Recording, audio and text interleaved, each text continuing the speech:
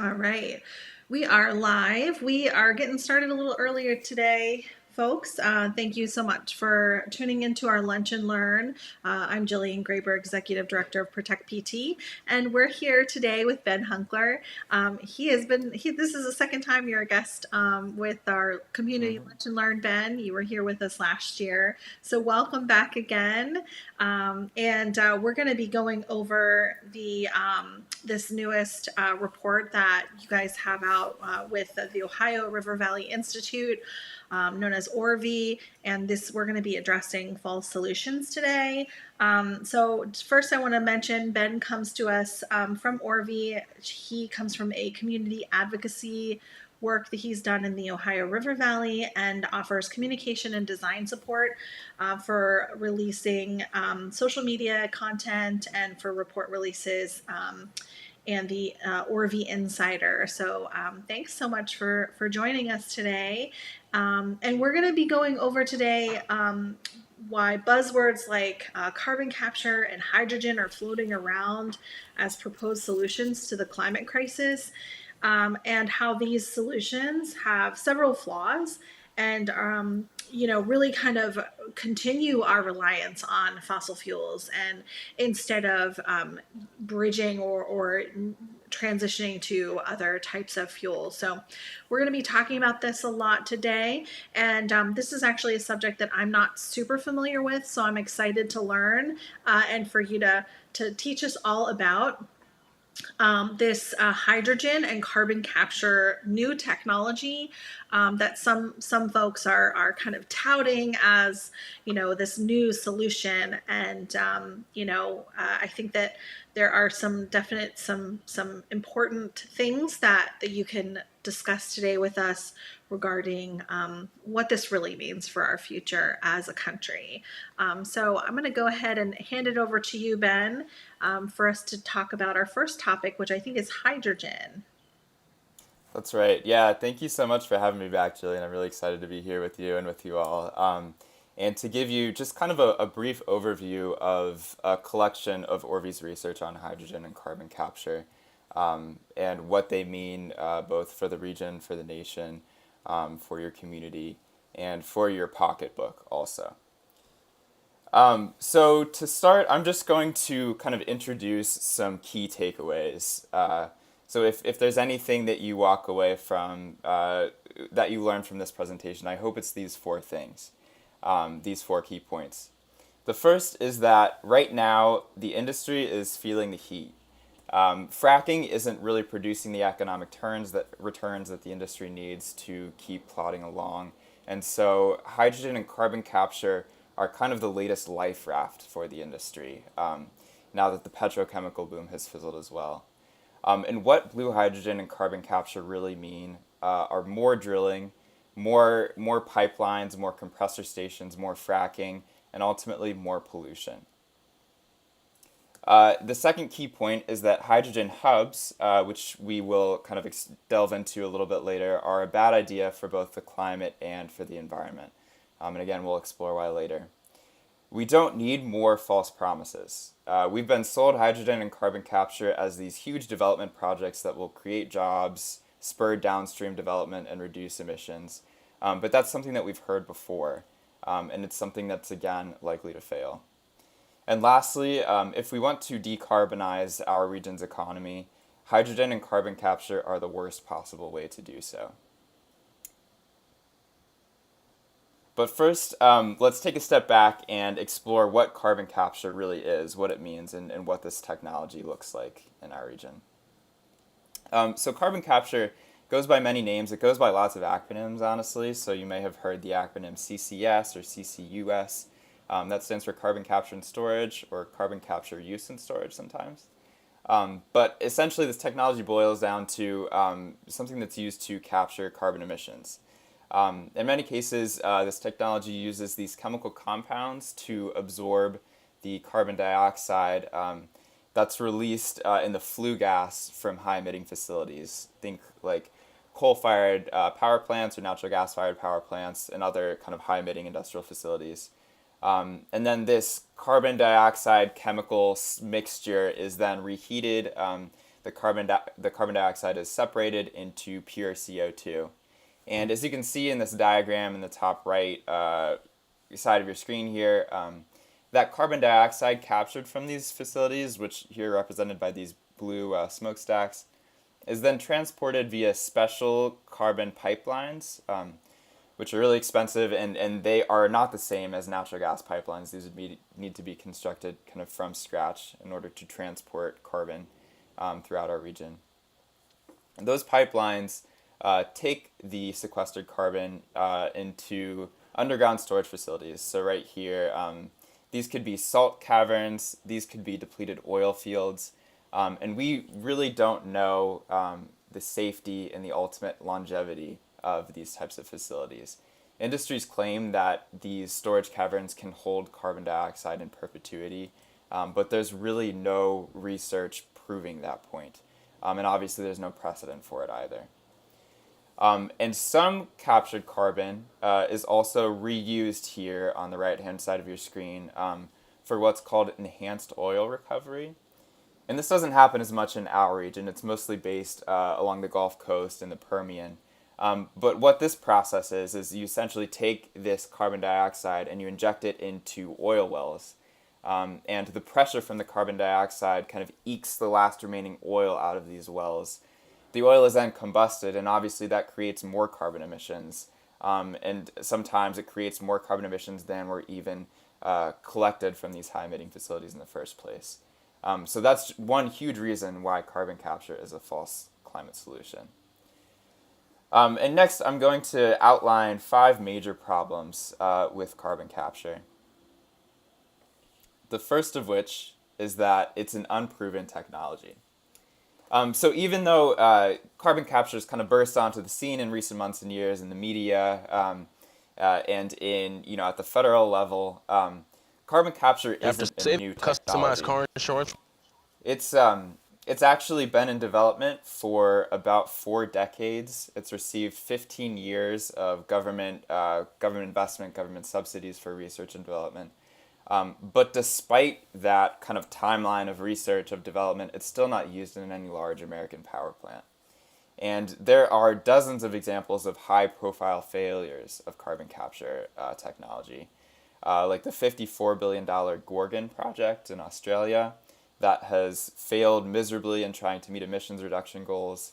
And here in the United States, NRG's coal-fired Petronova power plant in Texas that closed a couple of years ago because the facility that was retrofitted with carbon capture technology just couldn't make any money. It was operating in the red.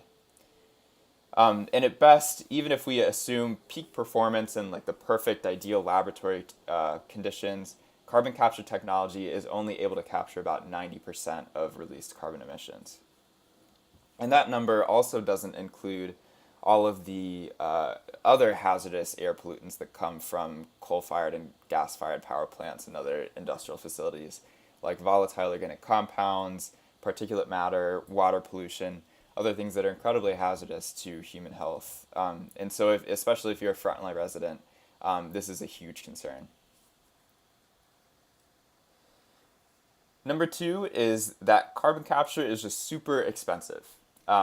We at ORVI did a study back in October of last year that took a look at the widespread adoption of carbon capture in the nation's power grid. So in other words, if you took every coal and gas-fired power plant in the country, retrofitted it with carbon capture to nominally reduce these carbon emissions, how much would that endeavor cost? And our senior researcher, Sean O'Leary, found that it would come out to about $100 billion per year, which evens out to $1 trillion over a decade, which is just an exorbitant sum. And the worst part of all is that this cost isn't borne by the industry. It's not paid by industry executives and shareholders. It would be paid by us, the taxpayers and ratepayers. We found that on average, it would raise the annual household electric bill in the United States by more than $293. And in Pennsylvania, you would pay about $266 per year on top of your current electric bill to essentially subsidize this technology in the industry. or in the region, I should say. The third reason why carbon capture is a bad idea is that it's a dangerous technology. So these carbon dioxide pipelines that I mentioned earlier pose serious threats to nearby communities and to the environment. Pipeline ruptures have poisoned entire communities. In 2020, a plume of carbon dioxide engulfed the town of Satartia, Mississippi, after a pipeline exploded about half a mile away. And I don't know if you've heard about this story, but it's absolutely horrific. People were passed out in their homes and in their cars. Their cars stopped running because their engines had no oxygen to burn. People were foaming at the mouth when they were found by first responders. And as many as 50 people in this community were hospitalized. That's a huge risk anywhere carbon pipelines would be developed. And again, if there are regional plans to retrofit these facilities, the many coal and gas-fired power plants and other facilities with carbon capture in the region, it would require a huge network of pipelines, and they would, cross the state. Captured carbon in these pipelines is transported in what's called a supercritical state, which is essentially it's kind of between a gas and a liquid.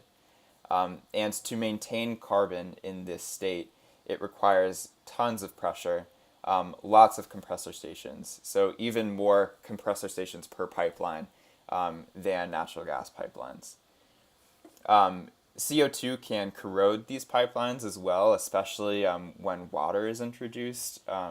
So there are just lots of different risks and huge potential. There's an inevitable potential for these dangerous leaks, ruptures, and explosions, no matter where the pipeline is located. And lastly, there are also concerns about eminent domain. So in Iowa, where some of this infrastructure is already being developed, landowners are fighting to save their multi-generational farmland from the hands of pipeline developers. These companies they essentially have the governmental right to seize land that's been owned by these families for decades, for even hundreds of years, and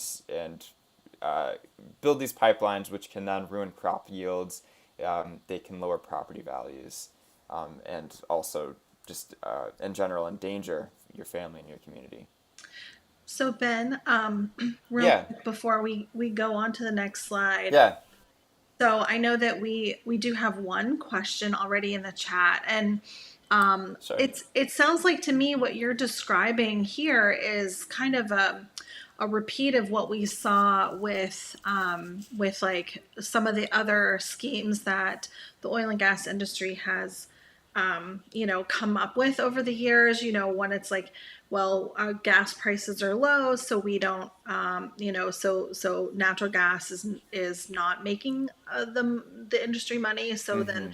they started opening up petrochemical plants. In fact, there's a new one opening in Beaver County in our Right. region, and I know that there were some proposed for Ohio, and then also the idea of fracking, and then and building the Mariner East pipeline, which carries this very highly volatile gas, natural Mm-hmm. or liquid gas to export, and eminent domain was being used to build that pipeline. So it sounds like to me history is kind of repeating itself, where we're finding that this other solution that people are touting as a solution is just kind of the same of what we've already seen. um, and that's my comment, but I do have a question from the audience Mm-hmm. about so Lois says that hello from Monroeville, and that she has set up a meeting with our local Senator Jim Brewster, and Mm-hmm. she's asking where what kind of info can she use in that meeting, because I know we were at a Senate hearing a couple weeks ago with him, and he definitely is a proponent of the oil and gas industry. And so Mm-hmm. are there fact sheets that you guys have that like folks can download with this information, or are you going to get to that later and I'm kind of jumping the gun? Yeah, we do have we've tried to chop up a lot of this information into different kinds of communication materials like fact sheets and infographics. and things like that. And Lois, I would be more than happy to send that to you. I can give my contact information at the end of this video, and I can also share it with you as well, Jillian. But yeah, I mean, we'd love for you to share this information with your local elected officials. That's how we raise awareness. That's how we hope to eventually stop this thing, and that's really critical Yeah, to all this. absolutely. Yeah. Absolutely. Yeah, I think, really informing these decision makers is important Hmm. because, a lot of times they hear all the time from the industry. They're constantly being Right. lobbied, Right. but they sometimes don't hear from us. So I think Hmm. that's a really great question, Lois. Thank you so much for asking, and hopefully other folks have great questions as we move on. And Mary was kind enough to put the link to the slideshow in the chat. So if folks Hmm. want to download the slideshow and share that with your elected official, you can. And then any resources Ben has that he can share with us, then definitely we will forward that on to folks that need them or want them. Just email us or Ben, and we'll provide that information at the end.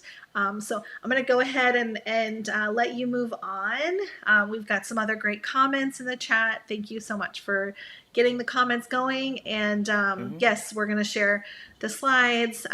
Yep. So, and we'll make sure that people can easily access that. So go ahead, Ben. I'm going to.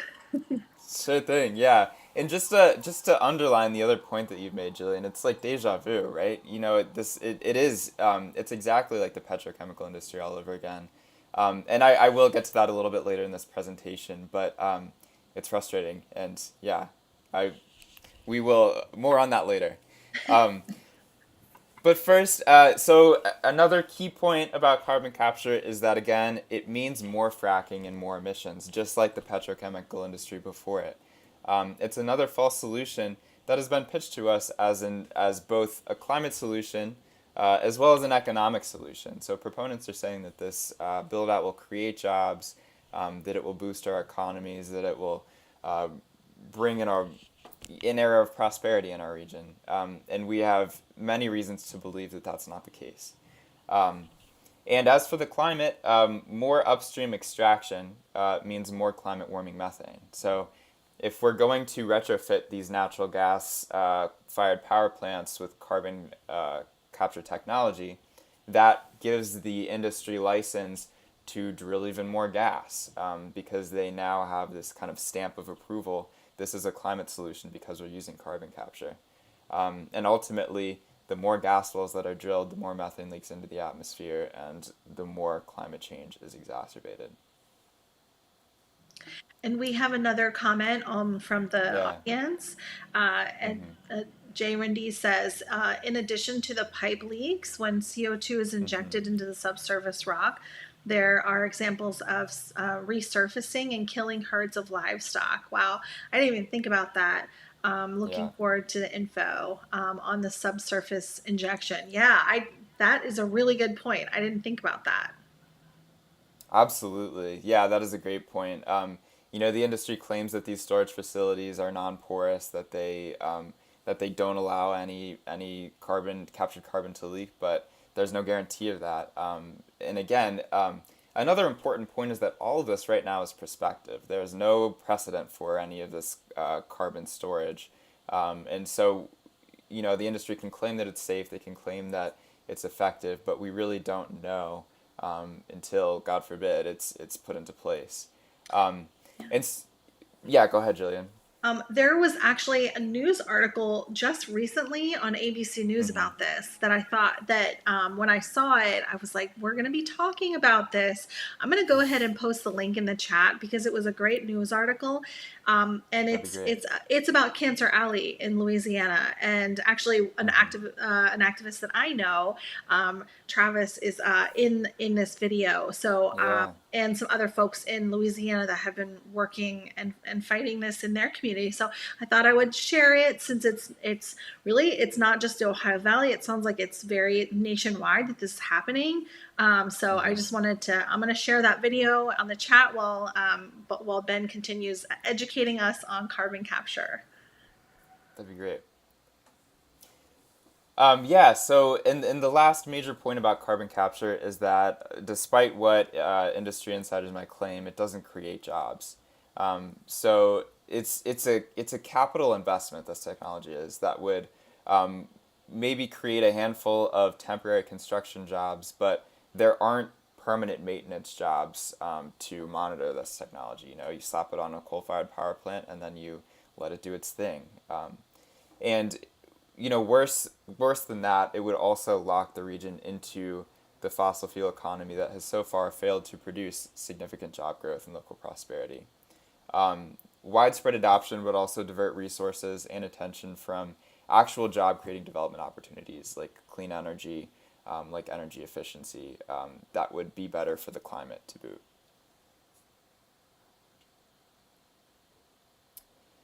And next, let's take a quick dive into hydrogen. So there is a veritable rainbow of hydrogen out there. And most hydrogen currently is classified by color depending on how it's produced. Nearly all hydrogen on the market today, about 95%, is methane derived gray hydrogen. And gray hydrogen, as you can see in this diagram on the top left hand side of your screen here, starts with fracking, with fossil fuel extraction. So natural gas is drilled from deep underground, releasing methane and other pollution into the atmosphere. With gray hydrogen, this methane is then steam reformed. It's heated with steam produced by natural gas, which separates the hydrogen atoms from the carbon atoms, and then it is used for post production use. Blue hydrogen is its production process is nearly identical to gray hydrogen, but it includes the added step of carbon capture and storage at the production facility to nominally reduce the emitted carbon during that steam reforming process. But importantly, this process is expensive and unproven. As we mentioned earlier, carbon capture is expensive, carbon capture is unproven. And so when you hear blue hydrogen, you should automatically think carbon capture and all of the negatives associated with it. Lastly, green hydrogen is produced using renewable energy in a process called electrolysis, where oxygen is split from water atoms, yielding hydrogen. And this process has truly net zero carbon emissions, but it's still a few years away from economic feasibility. I should also mention brown hydrogen, which is produced via coal gasification, and pink hydrogen, which is made using nuclear energy, but those aren't currently huge players in regional hydrogen conversations. And what are the appropriate applications for hydrogen? So there are a few sectors in which ORVI believes that zero emissions hydrogen, green hydrogen, is economically feasible and is also a worthwhile pursuit. But there are also many in which it makes no economic sense. So green hydrogen can be used for heavy-duty, long-distance transportation. This is things like long-haul trucking, aviation, so shipping goods long distances. And that's because hydrogen does have potential for lightweight, large batteries. It could also be used to decarbonize the cement, steel, and other industrial sectors that are otherwise hard to decarbonize. But again, that's only if it's zero emissions green hydrogen that's produced using renewable energy. There are many sectors in which hydrogen should not be used, both because it's expensive and infeasible. Those include light and medium duty transportation, so like your car, for example. Fuel cell electric vehicles are not viable economic endeavors in the long term. That also includes utility scale electricity generation, as well as heating residences and buildings. Those are things that are more easily and more economically done using renewable energy, without the kind of middle step of producing hydrogen. And now I'm going to review some of the plans for hydrogen and carbon capture development that have been pitched to our region over the last several months that have really ramped up even in the last couple weeks. So a huge problem is that there are lots of subsidies and incentives for carbon capture and blue hydrogen development. At every level of government, politicians are pushing for accelerated development of these technologies. There have been more than a dozen bills introduced to Congress to promote CCS. These mostly pertain to Section 45Q of the tax code, which would create kind of direct payments. They would expand subsidies for industries, companies that are looking to develop carbon capture technology. The White House Council on Environmental Quality is also encouraging state and local measures to facilitate deployment of these technologies. Those include things like abatements of property and sales taxes, accelerated pipeline permitting. States are willing to assume financial liability for these projects, which is a whole other bucket of worms that we probably don't have time to get into today, but is very bad. And the designation of carbon capture as a public good, which would assist kind of the exercise of eminent domain here.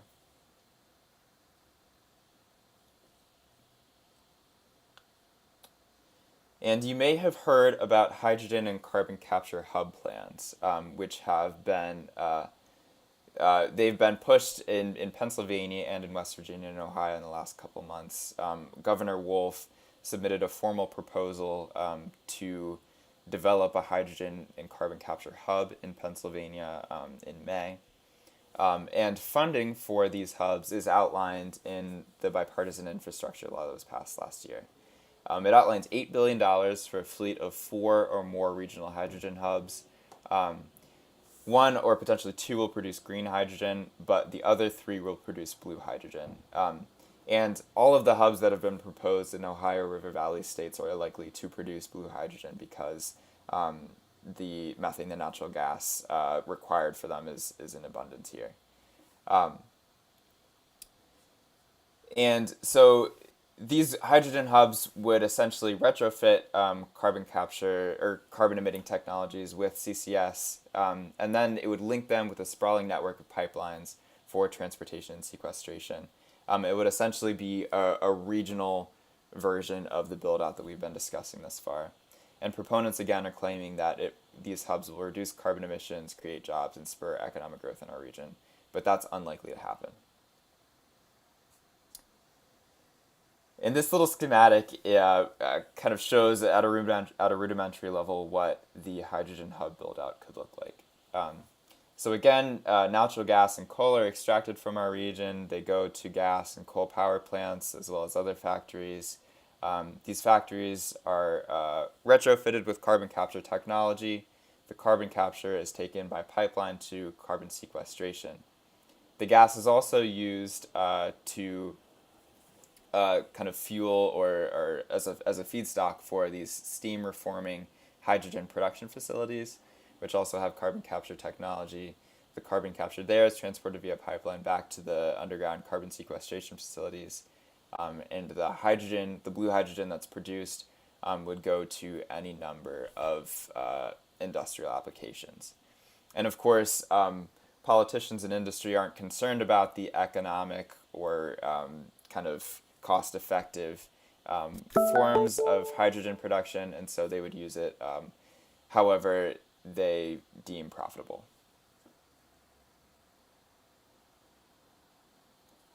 This map comes from the Great Plains Institute and gives you kind of a geographic idea of what the ultimate carbon transport build-out could look like.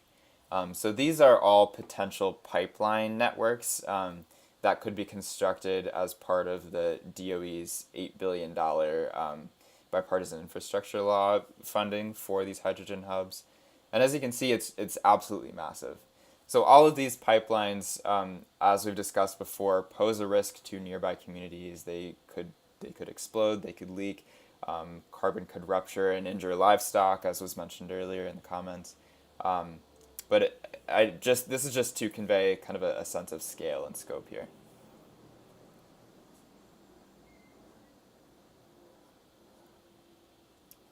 And of course, the problems with regional blue hydrogen hubs are very similar to the problems we've discussed before. So these hydrogen hubs would mean higher prices for Ohio River Valley families, either through rate hikes or through tax increases. We just came out with a new blog post earlier this week that finds that a hydrogen hub in Pennsylvania would cost every household in the Pittsburgh region, meaning Allegheny County and the 9 surrounding counties, from $1,000 to as much as $3,000 per or more each year in your utility bills or in your taxes or through a combination of both.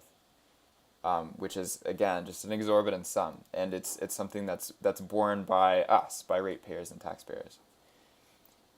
In addition, there's no real economic benefit or job growth that would come from these facilities. Outside of the temporary blip in construction jobs for the pipelines and for the hydrogen production facilities, there wouldn't be many long-term permanent jobs created here.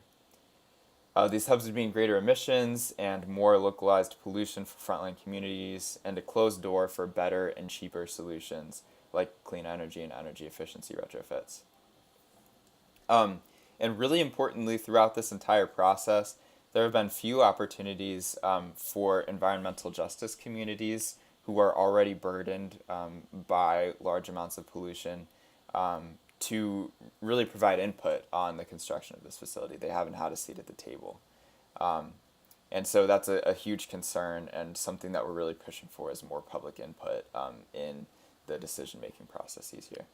Yeah, I want to mention, I feel like this is a really important slide with some Mm-hmm. important talking points, particularly for those folks who want to go to their legislators. Right. And I'm sure that they're not hearing this side of it from the industry. They're not hearing that there's not going to be a lot of local job growth as you know, they're not hearing about it's going to burden financially burden families. It's going to Mm-hmm. burden families by more pollution with greater emissions. And so I feel like this is the slide. If folks are looking for those resources, this is a really good slide. And I want to point that out. And Lois says, I'm blown away by the cost of hydrogen hub infrastructure. Yeah, me Right. too. That's pretty crazy.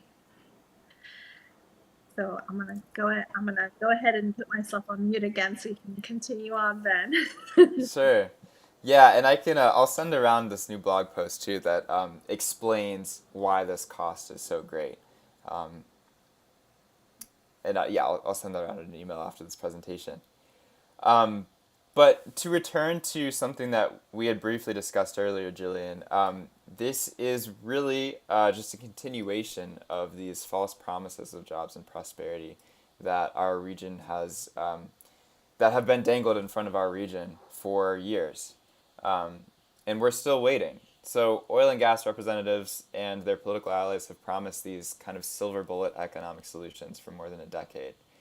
Starting with the fracking boom, which industry reps claimed would produce jobs and prosperity. They claimed that clean natural gas would save the climate because it was less polluted than coal. But we know that it failed to produce jobs and prosperity, and we know that it releases methane, which has worsened the climate crisis. The petrochemical cluster, too, fizzled. So in 2017, the oil and gas industry claimed that there would be this massive petrochemical build out, complete with 5 ethane crackers, storage facilities, pipeline networks that would create thousands of jobs, but that never came to fruition. Aside from the Shell cracker in Beaver County, none of those projects ever crossed the starting line. We've also done some research on the economic impact of the construction of the Shell ethane cracker, and found that it really hasn't produced the sorts of job growth, the sorts of downstream economic impacts that industry representatives have claimed. And again, the hydrogen and carbon capture hub proposals are just kind of the next continuation, the next phase of these false promises. Um, and the industry made out well throughout all of these false climate and economic solutions because of lavish subsidies and regulatory favors. That's likely to be the same case for hydrogen and carbon capture too. And I put the link to the blog post for ORVI's blog in the chat for folks, and Mm-hmm. it was up on the screen a minute ago. I'm going to go ahead and put it up there again. So the blog Thanks. that Ben was talking about is on this link, so you can check out ORVI's work and learn more about this particular subject. I saw a mention of the Allegheny County conference report on hydrogen and carbon capture in the chat a minute ago. Yeah, exactly. They're huge proponents of these hydrogen and carbon capture hubs, and we at ORVI have been working to kind of refute some of their economic and environmental claims about the benefits of this type of build out. And that's on our website as well. But again, there is a better way to decarbonize. And that way is through clean energy, renewable energy generation, energy efficiency, and storage measures. And these types of development, these types of energy generation, would more completely reduce carbon emissions than carbon capture, which is unproven and doesn't fully capture carbon emissions anyway. It would cost a little more for electricity than what we're paying now, as compared to hundreds or even thousands of dollars in rate increases. It would create far more jobs than carbon capture retrofits, especially in those already economically struggling communities that are most dependent on coal and gas. It would not prolong the oil and gas industry and the poor economic returns it's given our region for almost a decade. And it would truly eliminate the hazardous localized air pollution and quality of life impacts that are caused by oil and gas. And we also have a comment from Corpus Christi. They're fighting desalinization that they want for hydrogen as well as for fossil fuel plants. So thank you so much for joining us from Corpus Christi. We have a lot of people on the feed today, and I'm really happy to see that there are so many people making comments and joining in. They also said Biden gave polluters more than agriculture for carbon capture, and it's only for landowners, only excluding people of color. So keep this in mind. It sounds like across the country we're seeing really similar rhetoric coming from our legislators and from the people that are proposing these false solutions. So go ahead and tell us what the conclusion and maybe some takeaways are Yeah, for this, Ben. definitely. Yeah, and thanks so much for these notes as well. Two things. For one, yeah, these desalination plants, petrochemical plants, oil and gas development, it's all part and parcel of the same industry.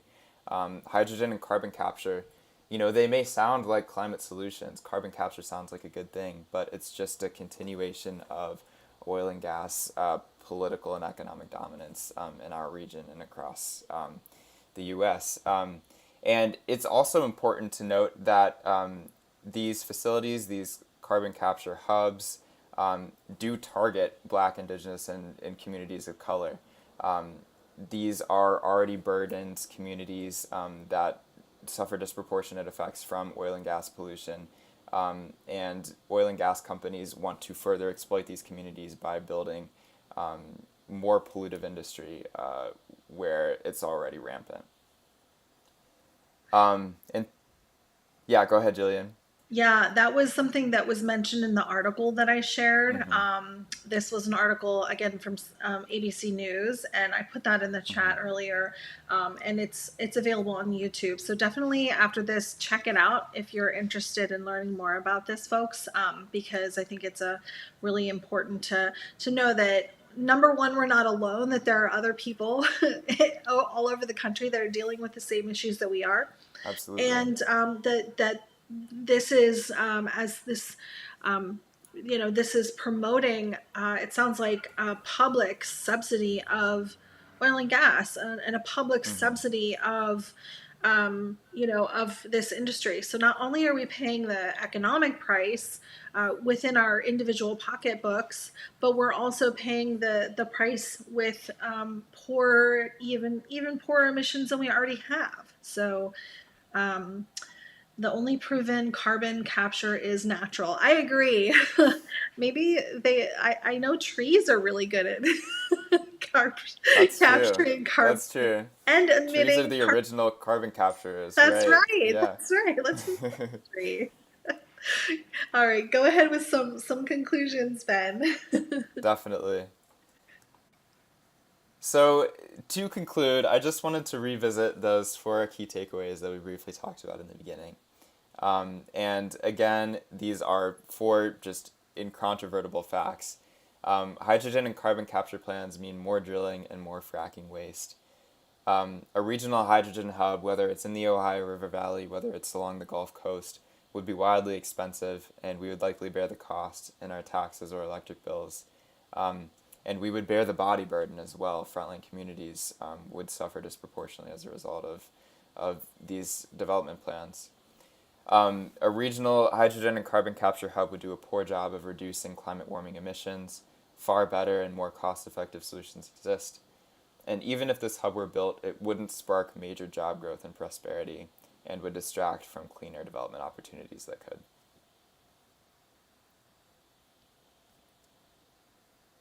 And yeah, so to kind of revisit a conversation that we had in the beginning, I just wanted to put together some next steps. So we have, again, lots of different resources. We've got presentations, we've got reports, we've got explainer videos and talking points and different infographics that we hope can help you in your own outreach to your neighbors, to your friends, to your policymakers at the county level and at the state level and even at the federal level.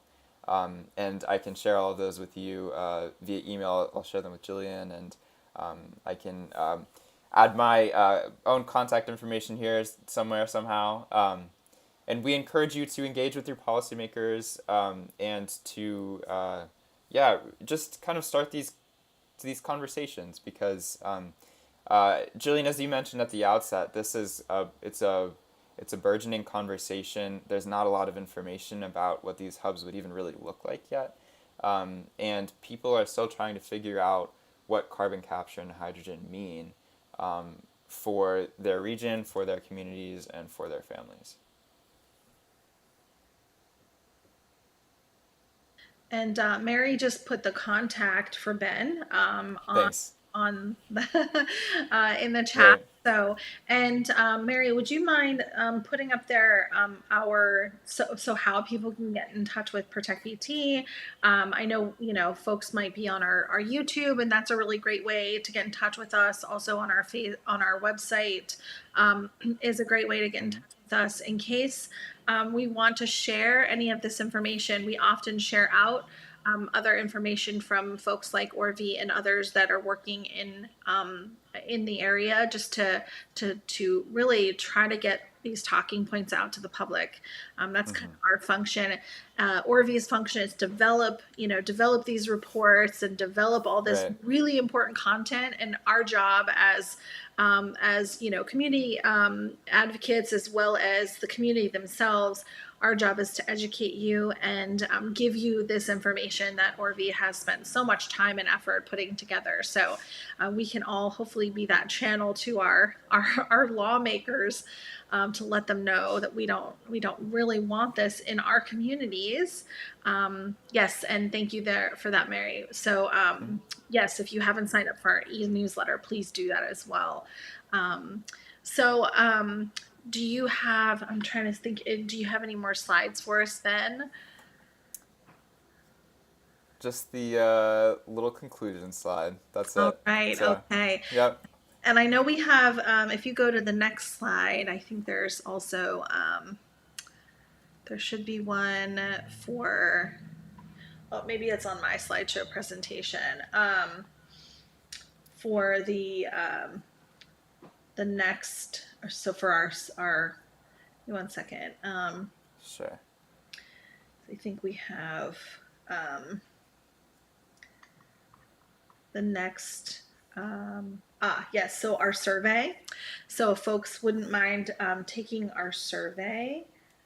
And Mary, I don't think I can share my screen, but perhaps you could share yours real quick. Oh yes, and here's the Lunch and Learn survey, as well as we've got our next upcoming next month in July 26th. We're gonna be on YouTube talking about what's new with what's in the Ohio River Basin. The Damascus Citizens Group and ORVI are going to be coming to us about new publication that they have out. Oh, and we have some really good, we've got another question here in the chat. What Yeah. examples do you have of explosions caused by carbon capture? Yeah, that's a great question. So the most egregious example is the one that occurred in Satarsha, Mississippi, that we briefly discussed, where 50 people were hospitalized by a rupture of this carbon capture pipeline. It's really a heart-wrenching story. Literally green clouds of carbon dioxide that were tinted by buildup in this pipeline just flooded over this town, and people were trapped in their homes and lost consciousness because they couldn't breathe, and were only, saved by the urgency of first responders. There are other examples too. I can compile some of those and send them around as well. But it's what's important to note is that it's just an inevitable threat, an inevitable risk of these pipeline developments. The only way to fully prevent a carbon dioxide pipeline rupture is to not build the carbon dioxide pipeline in the first place. Yeah, yeah, makes sense. And one thing that struck me with your presentation and actually Mm-hmm. also when I was listening to that news story, Yeah. is how much research has actually been done on the long-term impacts of injecting that carbon into Mm-hmm. into our ground, into these different layers and formations. I mean, we kind of see now what's happened in Ohio with waste injection wells. Right. I think it's kind of this. It seems to me it's a similar concept where you just inject waste or inject this byproduct into the ground in hopes that it doesn't move around. And we see, and in Ohio, we've seen that there's actually produced water coming out of some like Mm-hmm. even conventional wells that are near injection wells. So what do you think, what do you think we're going to see in the future with regard to carbon capture and storage? Do you think we're going to see some of these same things as Jenna was mentioning earlier with like, dead livestock and other ways that this is coming out of the ground? Oh yeah. I mean, anytime you're artificially injecting a substance deep underground, you're going to run the risk of subsidence, of earthquakes, of you know, uh, unexpected releases of whatever you're injecting, as has happened with fracking waste in Ohio. Um, and right, it's an inevitable risk that we can't really present or prevent unless we don't inject it in the ground in the first place.